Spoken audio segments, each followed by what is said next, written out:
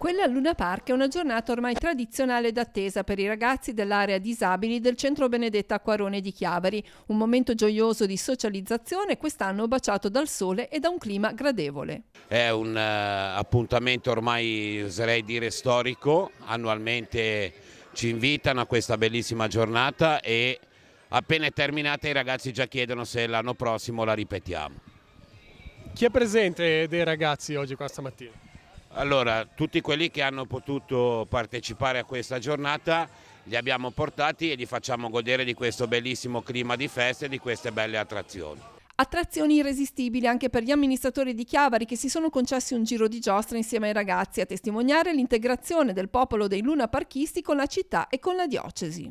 Ma il vescovo c'è sempre venuto a trovare, fatto messa, fatto le cresime a mia figlia, le comunioni a molti bambini del Luna Park.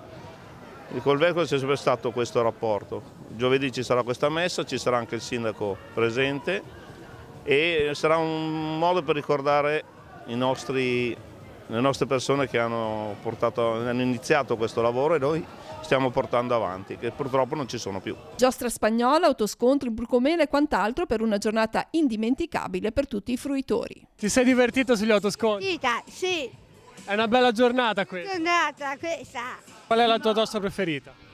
La mia preferita è gli autoscontri e poi quello là, Come mai gli autoscontri? perché mi piacciono di più. La preferita è quella lì, Come mai? perché mi piace. Tutte, quindi è una bella giornata, vorresti tu rifarla? Sì, Ciao, ci vediamo, buona giornata.